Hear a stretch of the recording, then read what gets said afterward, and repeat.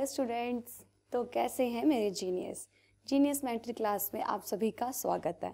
आज हम आपके लिए लेके आए हैं क्लास 9 का chapter number 1 matter in our surrounding का लेक्चर नंबर 7। जैसा कि आपको पता है लेक्चर नंबर 6 में हमने एनसीईआरटी क्वेश्चंस डिस्कस किए थे, उनको अच्छे से समझा था। ठीक है, आज के लेक्चर में हम क्या करेंगे, एनसीईआरटी के आगे वाले क्वेश्चंस को डिस्कस करेंगे। ठीक है भाई। करत करत अभ्यास ते जड़मित होत सुजान, रसरी आवत जाते सिल पर परत निशान। ठीक है भाई, जितनी प्रैक्टिस करोगे आप, जितना अभ्यास करोगे, उतना ही आपके जो कॉन्सेप्ट है वो क्रिस्टल क्लियर हो जाएंगे, उतना ही कॉन्सेप्ट आपके क्या हो जाएंगे, स्ट्रॉन्ग होते जाएंगे। तो ठीक है भाई, क्वेश्चंस की जितनी प्रैक्टिस करोगे उतने ही केमिस्ट्री आपके दिमाग से जहन में बसनी शुरू हो जाएगी। ठीक है, चलिए नए उमंग और जोश के साथ शुरू करते हैं अपना आज का नया लेक्चर नंबर 7। देखिए भाई, शुरू करते हैं क्वेश्चन नंबर 1 से। क्वेश्चन नंबर 1 क्या कहता है हमारा, why does our desert cooler cool better on a hot dry day. उसने क्या बोला है, क्वेश्चन बोलता है कि जो हमारा कूलर है गर्मियों के दिनों में, गर्मियों के सूखे दिनों में अच्छी हवा क्यों देता है। ठीक है, ये क्वेश्चन पूछा हुआ आपसे। जो इस क्वेश्चन को हम किस कॉन्सेप्ट से सॉल्व करेंगे, इवेपोरेशन के। यहाँ पे हम इवेपोरेशन का कॉन्सेप्ट लगाएंगे। इवेपोरेशन क्या था, सिंपल, पानी का भाप बन के उड़ जाना खुद पर खुद, उससे बोलते हैं इवेपोरेशन। ठीक है, और एक हमने चीज़ पढ़ी थी, इवेपोरेशन कॉज कूलिंग, है ना, याद है सबको। हमने क्या बोला था, जो इवेपोरेशन है वो क्या करता है, कूलिंग कॉज करता है। कैसे करता है, देखो, व्हेन अ लिक्विड इवेपोरेट्स, जब लिक्विड क्या हो रहा है, इवेपोरेट होता है, the particles of liquid absorb energy from the surrounding to compensate the loss of energy during evaporation. इसने बोला जब लिक्विड क्या होता है, इवेपोरेट होता है, the particles of liquid absorb energy, जो लिक्विड के पार्टिकल्स होते हैं वो क्या करते हैं, सराउंडिंग से एनर्जी को एब्जॉर्ब करते हैं। किस लिए करते हैं energy absorb, to compensate the loss of energy during evaporation. उस एनर्जी को कॉम्पनसेट करने के लिए जो सी एनर्जी उन्होंने इवेपोरेशन के टाइम पे लूज कर दी थी। तो इस तरीके से क्या होती है, कूलिंग कॉज होती है। This makes the surrounding cool, इससे क्या होता है, हमारा सराउंडिंग कूल हो जाता है। क्लियर होगी बात, सिंपल। इवेपोरेशन कैसे कॉज करता है कूलिंग, जो लिक्विड के पार्टिकल्स है जब वो इवेपोरेट होते हैं तो उस टाइम पे जो कुछ एनर्जी को लॉस करते हैं, उस एनर्जी को कॉम्पनसेट करने के लिए लिक्विड के पार्टिकल्स सराउंडिंग से एनर्जी को एब्जॉर्ब करते हैं और वो क्या करते हैं, कूलिंग कॉज करते हैं। क्लियर होगी बात, ये तो बेसिक ही इवेपोरेशन क्या है और इवेपोरेशन कैसे कूलिंग को कॉज करता है। अब बात आती है कि कूलर का क्या प्रोसीजर है, कि कूलर जो है हमारा वो कैसे कूलिंग कॉज करता है। अब देखो पढ़ो, in a desert cooler the water inside it is made to evaporate. अब देखो, गर्मियों के दिनों में सबने ये काम किया होगा, गर्मियों में सबकी मम्मियाँ सबको 2 ड्यूटी देती है। पहली ड्यूटी वाटर बॉटल्स को भर के फ्रिज में रखने की, दूसरी ड्यूटी क्या होती है, कूलर के अंदर पानी भरने की। सबकी मम्मियाँ देती है ना ये काम। तो आप कूलर के अंदर पानी क्यों भरते हो, किसी ने सोचा कभी है? बाल्टी भर भर के पानी तो डाल देते हो कि रात भर चलेगा, मस्त सोएंगे, पर वो पानी किस लिए डालते हो, क्या काम है उसका, तो उसको कभी सोचा किसी ने? तो आज मैं बताती हूँ आपको उसका क्या काम होता है। जो आप पानी डालते हो कूलर के अंदर, वो पानी आप इसलिए डालते हो ताकि वो क्या हो जाए, इवेपोरेट हो जाए। तो देखो, in a desert cooler the water inside it is made to evaporate. हम उसको इसलिए डालते हैं ताकि वो पानी इवेपोरेट हो जाए, है ना। देखते हो रात भर 1 बाल्टी पानी डालते हो, सुबह देखो पानी है नहीं, तो कहाँ गया वो पानी, इवेपोरेट हो गया। ठीक है, वो पानी जब इवेपोरेट होता है तो लिक्विड के जो पार्टिकल्स है वो सराउंडिंग से एनर्जी क्या करते हैं, एब्जॉर्ब करते हैं। जब वो एनर्जी एब्जॉर्ब करेंगे, वो एनर्जी कौन सी, किस लिए एब्जॉर्ब करते हैं, to compensate the loss of energy during evaporation. जब उन्होंने इवेपोरेशन उनका हुआ था, उसने उस टाइम पे कुछ एनर्जी लूज करी थी, उस एनर्जी को रीगेन करने के लिए उस सराउंडिंग से एनर्जी क्या करते हैं, एब्जॉर्ब करते हैं, और वो क्या करता है, कूलिंग कॉज कर देता है। Clear, this leads to absorption of energy from the surrounding, वो सराउंडिंग से एनर्जी एब्जॉर्ब करेंगे, देयरबाय कूलिंग द सराउंडिंग्स। तो उससे क्या होता है, सराउंडिंग कूल हो जाएगा। Again we know that the evaporation depends on the amount of water vapour present in air. अब देखो, यहाँ तक का जो आंसर था आपका, यहाँ तक आंसर दिया हमने कि जो हमारे पास कूलर है वो कैसे कूलिंग कॉज करता है। अब बात आती है कि गर्मियों के दिनों में अच्छी कूलिंग क्यों देता है ना। गर्मियों के सूखे दिन होते हैं, धूप, कड़कती धूप, उस टाइम पे हम कूलर चलाते हैं, उस टाइम पे अच्छी कूलिंग की होती है। अब देखो, जब हमने फैक्टर्स अफेक्टिंग पढ़े थे इवेपोरेशन के, तो हमने एक वर्ड पढ़ा था ह्यूमिडिटी। क्या वर्ड पढ़ा था हमने? ह्यूमिडिटी। क्या था ह्यूमिडिटी? अमाउंट ऑफ मैटर, मतलब कौन सी अमाउंट, वाटर वेपर्स की कितनी अमाउंट एयर के अंदर प्रेजेंट है, उसको बोलते हैं हम ह्यूमिडिटी, है ना। Amount of water vapour present in the air, उसको क्या बोलते हैं? ह्यूमिडिटी बोलते हैं। अब देखो, हमने बोला था जब ह्यूमिडिटी ज़्यादा होगी तो इवेपोरेशन कम होगा। सिंपल सी बात है। इवेपोरेशन होता किस लिए है? ताकि वाटर के वेपर्स आए सराउंडिंग के अंदर, एयर के अंदर। वहाँ पे ऑलरेडी ही वाटर वेपर्स है, तो वो और वाटर वेपर्स क्यों आएंगे, मतलब और इवेपोरेशन क्यों होगा, है ना। जिस किसी का, इंसान का पेट पहले ही बहुत भरा हुआ है, तो वो और खाना क्यों खाएगा। तो यही केस है ह्यूमिडिटी के साथ। तो जो हमारे पास गर्मियों के दिन होते हैं, उस टाइम पे ह्यूमिडिटी कम होती है। ह्यूमिडिटी कम है मतलब कि एयर के अंदर वाटर वेपर्स कम है, तो इवेपोरेशन ज़्यादा होगा। सिंपल आंसर था इसका। क्लियर होगी ये बात। तो इसने बोला है, again we know that the evaporation depends on amount of water vapor present in the air. If the amount of water vapor present in air is less, ठीक है, अगर वहाँ पे क्या लेस है मतलब ह्यूमिडिटी कम है, देन इवेपोरेशन इज मोर। हमने बोला ह्यूमिडिटी कम होगी तो इवेपोरेशन क्या हो जाएगा? ज़्यादा हो जाएगा। On a hot dry day the amount of water vapour present in air is less, ठीक है। जो हमारे पास गर्मियों के दिनों में ह्यूमिडिटी क्या होती है? कम होती है। वाटर वेपर की जो अमाउंट होती है वो क्या होती है? लेस होती है। Thus water present inside the desert cooler evaporates more, तो जो उसके अंदर पानी है वो ज़्यादा इवेपोरेट होगा।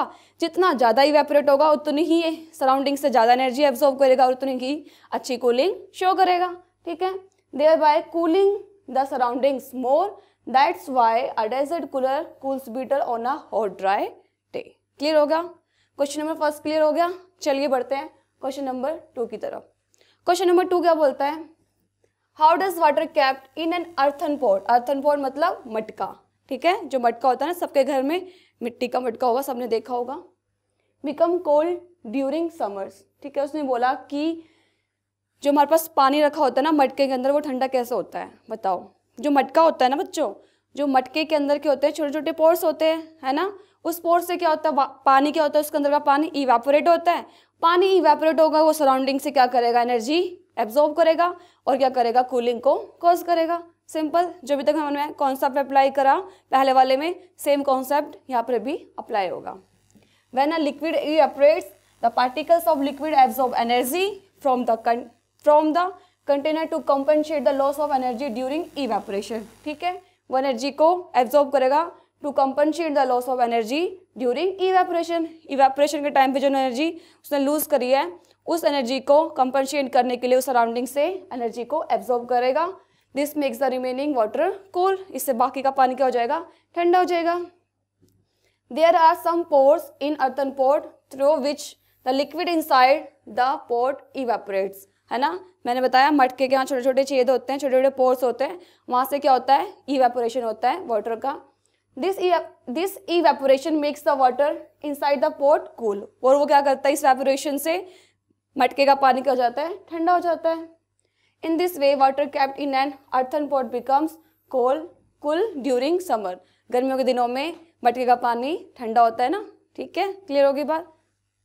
चलिए क्वेश्चन नंबर 3 की तरफ बढ़ते हैं। क्वेश्चन नंबर 3 क्या बोलता है?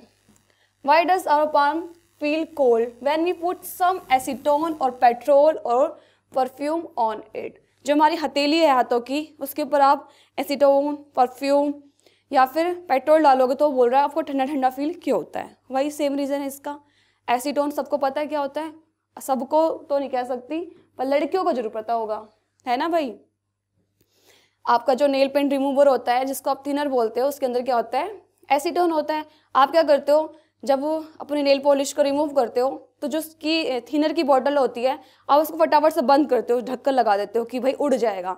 तो इसका मतलब एसीटोन क्या होता है? उड़ जाएगा, मतलब इवेपोरेट होता है जल्दी, ठीक है। जितना ज़्यादा इवेपोरेशन होगा उतनी ज़्यादा एनर्जी सराउंडिंग से एब्जॉर्ब करेगा और उतनी ज़्यादा कूलिंग कॉज करेगा। तो सिंपल यही इसका आंसर है। ऐसे ही परफ्यूम को तो सबने फील करा होगा, जब परफ्यूम डालता है तो ठंडा ठंडा महसूस होता है, तो उसके साथ भी ऐसा ही सेम, मतलब जो भी तब हमने दोनों क्वेश्चन में कॉन्सेप्ट अप्लाई करे हैं, यहाँ पर भी वही कॉन्सेप्ट लगेगा। ये देखो When we put some acetone or petrol or perfume on our palm, it evaporates. वो क्या हो जाता है? Evaporate हो जाता है. During evaporation, particles of the liquid absorb energy from the surrounding or the surface of the palm to compensate for the loss of energy, making the surrounding cool. Simple. हाथ में क्या हमारे पास एसीटोन है, वो क्या कर रहा है? इवेपोरेट हो रहा है. इवेपोरेट में जो उसने एनर्जी लूज करी थी वो एनर्जी रिगेन करेगा कैसे? सराउंडिंग से एनर्जी एब्जॉर्ब करके, और वो क्या कर देगा? कूलिंग कॉज कर देगा. Hence our palm feels cold when we put some acetone or petrol or perfume on it. Clear हो गया? Question number 3. चलिए बढ़ते हैं आगे. Question number 4. क्वेश्चन नंबर 4 क्या बोलता है? Why are we able to sip hot tea or milk faster from a saucer than a cup? ठीक है, saucer मतलब गरम चाय की प्याली हो, है ना. तो जो saucer होता है वो क्या होती है? प्याली होती है. उसने बोला है कि एक कप में से चाय की घूंट लगाना और एक saucer में से, तो उसने बोला saucer में ईजी है कप के कंपेयर में. क्यों भाई? आपने जब फैक्टर्स ऑफ एक्टिंग पढ़े थे आपने इवेपोरेशन के, तब आपने कॉन्सेप्ट पढ़ा था सरफेस एरिया, है ना.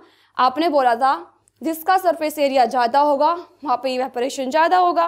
ठीक है, हमने एग्जांपल लिया था कि आपने ज़मीन में पानी डाला हुआ है और एक आपका गिलास में पानी है, तो पानी पहले कहाँ से जल्दी सूखेगा? ज़मीन से, क्योंकि उसका सरफेस एरिया ज़्यादा है. जितना ज़्यादा सरफेस एरिया उतना ज़्यादा इवेपोरेशन. तो देखो कप की शेप क्या होती है? कप ऐसा होता है सिंपल. ठीक है, ये कप हो गया आपका. जो सॉसर होता है वो क्या हो गया? इस टाइप का होगा. ठीक है, थोड़ा अच्छा बना देती हूँ.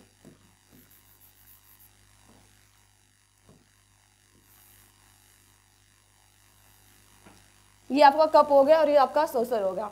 तो देखो इसका सरफेस एरिया कम है, इसका सरफेस एरिया कम है, तो इसमें से इवेपोरेशन थोड़ा लेट होगा या कम होगा, और इसमें इवेपोरेशन थोड़ा ज़्यादा होगा और जल्दी होगा, है ना.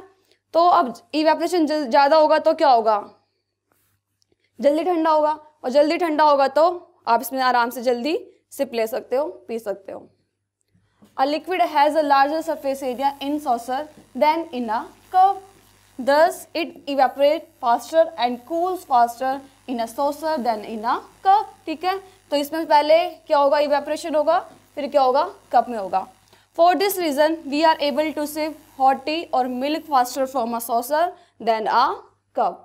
क्लियर हो गया? क्वेश्चन नंबर 4 समझ में आ गया? कुछ नहीं है, जितना ज़्यादा सरफेस एरिया उतना जल्दी इवेपोरेशन, उतना ही ज़्यादा इवेपोरेशन होता है. ठीक है, क्लियर हो गया? Question number 5. क्वेश्चन नंबर 5 क्या बोलता है आपका? What type of clothes should we wear in summers? किस तरीके के कपड़े गर्मियों के दिनों में पहनने चाहिए? है भाई, लड़कियों की बात नहीं चल रही यहाँ पे.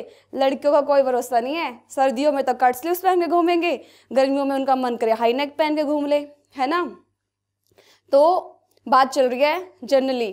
ठीक है, जो बड़े बुजुर्ग हैं, हमारी मम्मियाँ हैं, दादियाँ हैं, वो सब क्या प्रेफर करते हैं? सूती कपड़े पहनना पसंद करते हैं, है ना, क्योंकि उसमें गर्मी कम लगती है. हमें गर्मी में बहुत ज़्यादा पसीना आता है, तो सूती कपड़े की क्वालिटी होती है कि वो पसीने को क्या कर लेते हैं? सोख लेते हैं. गुड एब्जॉर्बर होते हैं वो, इसलिए हम क्या करते हैं? सूती कपड़े पहनते हैं, कॉटन के क्लॉथ्स पहनते हैं गर्मियों के दिनों में. ठीक है, तो देखो जितना पसीना सोखा उतना ही ज़्यादा इवेपोरेशन होगा. जितना ज़्यादा इवेपोरेशन होगा उतनी सराउंडिंग से एनर्जी एब्जॉर्ब होगी और उतनी हमें कूलिंग मिलेगी, उतनी कूलिंग कॉज होगी. क्लियर होगा कॉन्सेप्ट? तो देखो we should wear cotton clothes in summers. During summers we sweat more, बहुत पसीना आता है भाई हमको.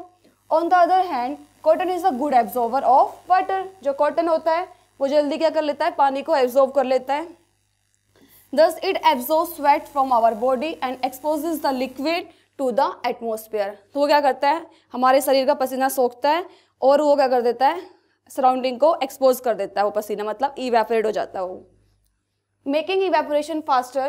During this evaporation, particles on the surface of the liquid gain energy from our body surface, making the body cool. तो simple, जितना ज़्यादा evaporation हुआ हमारी बॉडी में से उतनी ज़्यादा हमारी बॉडी एनर्जी एब्जॉर्ब करेगी और उतना ही क्या होगा? कूलिंग कॉज करेगा. अभी तक जितने क्वेश्चंस करे हमने सारे के सारे इवेपोरेशन पे बेस्ड है, तो आप समझ सकते हो कि आपका इवेपोरेशन कितना इंपॉर्टेंट चैप्टर है, कितना इंपॉर्टेंट टॉपिक है. सॉरी चैप्टर कह रही, चैप्टर के अंदर है ना आपका टॉपिक. ठीक है। तो इस टाइप के क्वेश्चंस आपके स्टेटमेंट बेस्ड क्वेश्चन आपके बोर्ड एग्जाम्स में आते हैं, तो इसको आप अच्छे से करिए, ठीक है। चलिए बढ़ते हैं क्वेश्चन नंबर 6 की तरफ। ओके, क्वेश्चन नंबर 6 में जो मैंने कहा था आपको स्लाइड ऑफ द डे है भाई, वहीं से क्वेश्चन आ गया फिर से। क्या पूछा है? On converting 25 degree Celsius, 38 degree Celsius and 66 degree Celsius to Kelvin scale, the correct sequence of temperature will be. A option दे दिया, बी सी डी। आपको बताना है इसमें से कौन सा ऑप्शन सही है, ठीक है। एमसीक्यू क्वेश्चन आ गया आपका। देखो, सेल्सियस में दिया हुआ है, केल्विन में चेंज करना है। सिंपल, मैंने फॉर्मूला बताया था आपको, क्या था फॉर्मूला? के इक्वल्स टू सेल्सियस प्लस में 273, ये फॉर्मूला बताया था मैंने आपको। अब आपको क्या दिया हुआ है? सेल्सियस में दिया हुआ है ना आपको केल्विन में चेंज करना है। बस इस सी की जगह अलग अलग वैल्यूज पुट करते जाओ। पहली वैल्यू क्या है? 25, तो क्या होगा? 25 प्लस 273 कितना हो गया? 298 केल्विन, ठीक है। अब अगला दिया हुआ हमको 38, अब 38 कर दो आप। 38 में कितना ऐड कर दोगे? 273, तो कितना बन गया आपका? 311 बन गया केल्विन, ठीक है। अब आपका करना है 66 में 273 ऐड कर दो, तो क्या बन गया आपका?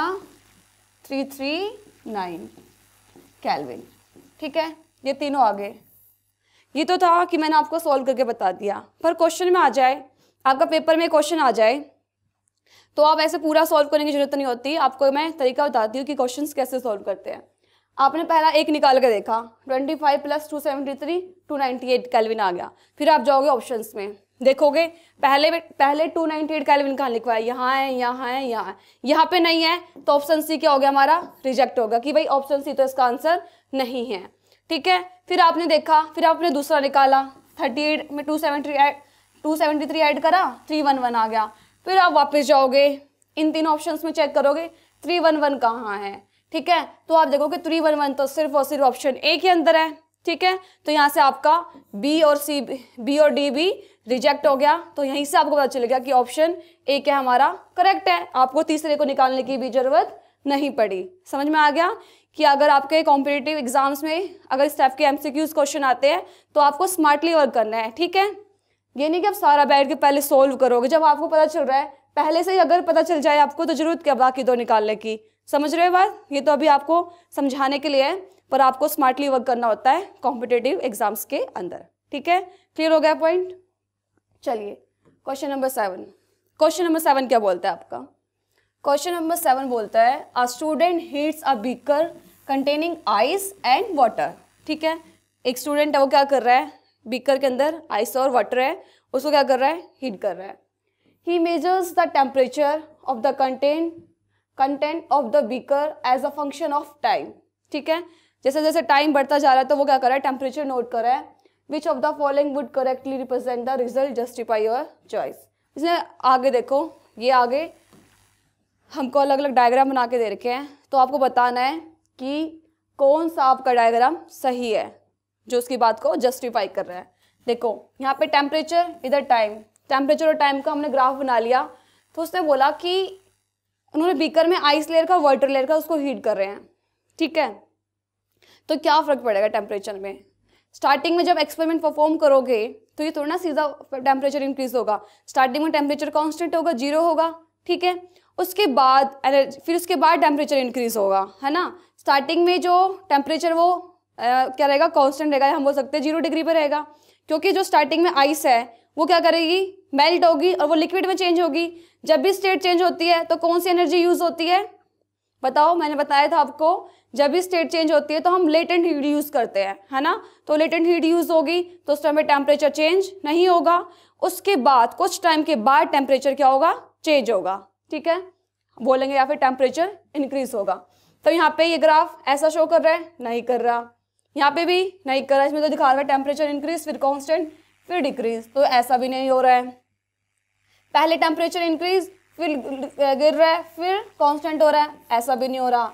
हाँ, ये हो रहा है हमारे साथ। पहले टेम्परेचर 0 डिग्री सेल्सियस कांस्टेंट, यहाँ पे क्या हो रहा है? सॉलिड से लिक्विड में कन्वर्ट हो रहा है ना, लेटेंट हीट का यूज करके।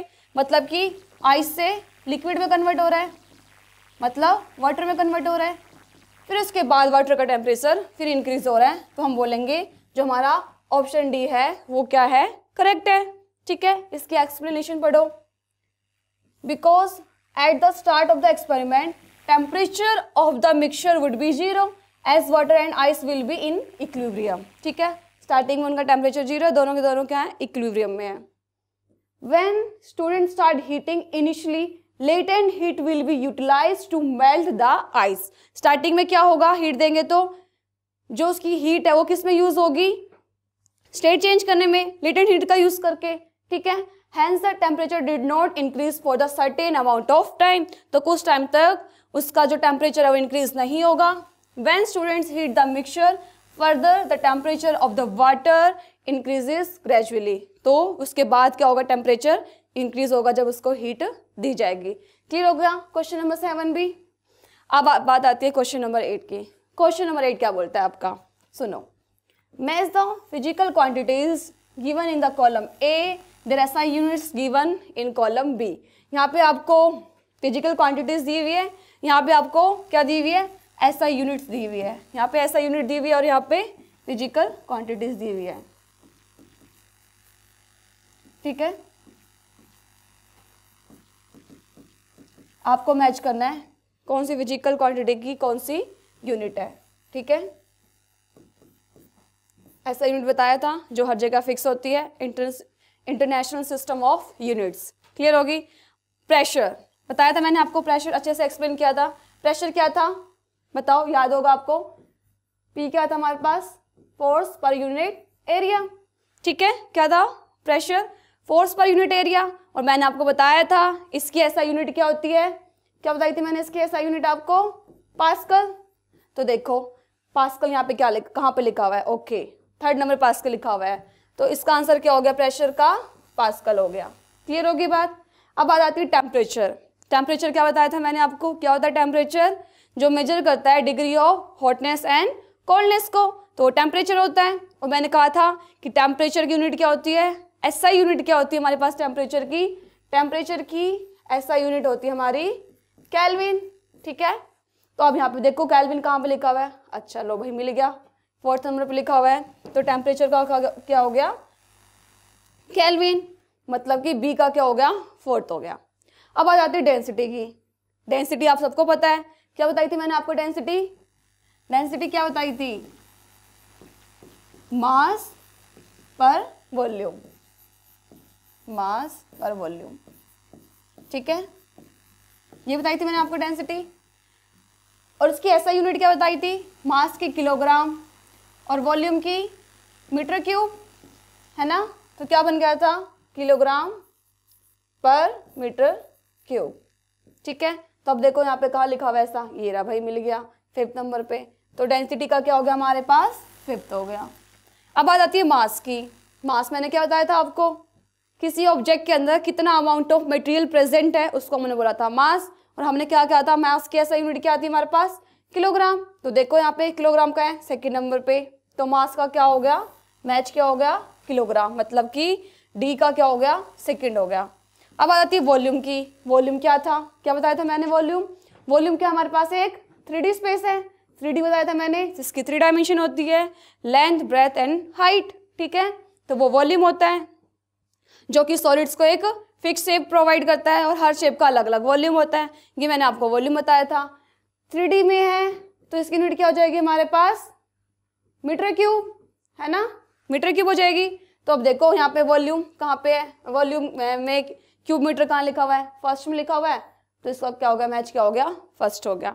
क्लियर हो गया आपको ये पॉइंट। ठीक है, देखो यहाँ लिखा हुआ है सिंपल मैंने, ए का क्या हो गया हमारे पास, 3rd प्रेशर यूनिट क्या होगी थी हमारे पास, पास्कल। ठीक है, और हमारे पास टेम्परेचर की केल्विन, डेंसिटी की किलोग्राम पर क्यूब मीटर, और हमारे पास मास की ऐसे यूनिट थी किलोग्राम, और वॉल्यूम की मीटर क्यूब। क्लियर, चलिए आगे बढ़ते हैं। Question number 9। क्वेश्चन नंबर 9 क्या बोलता है आपका, the non SI and SI units of some physical quantities are given in column A and column B respectively, match the units belonging to the same physical quantity. ठीक है, इधर आपको दे दिया ए column A और कॉलम बी। कॉलम ए में आपको दे दिया हमारे पास नॉन एसआई यूनिट्स और यहाँ पे दे दिया आपको एसआई यूनिट्स। इन्होंने बोला आपको मैच करना है कि कौन सी सेम फिजिकल क्वांटिटी से बिलोंग करती है। डिग्री सेल्सियस किसकी यूनिट होती है? टेम्परेचर की होती है, पर ये कौन सी यूनिट है? नॉन एसआई, ठीक है, नॉन एसआई यूनिट्स है ये, और ये कौन सी है? एसआई, ठीक है। डिग्री सेल्सियस किसकी यूनिट होती थी? टेम्परेचर की। तो देखो यहाँ पे टेम्परेचर की और एसआई यूनिट क्या होती है? केल्विन। तो देखो केल्विन कहाँ लिखा हुआ है? ये लिखा हुआ है, तो इसका क्या हो गया हमारे पास? केल्विन। अब बात आती है सेंटीमीटर। सेंटीमीटर किसकी यूनिट होती है? लेंथ की, है ना। तो देखो यहाँ पे कहाँ लिखा हुआ है? मीटर कहाँ लिखा हुआ है?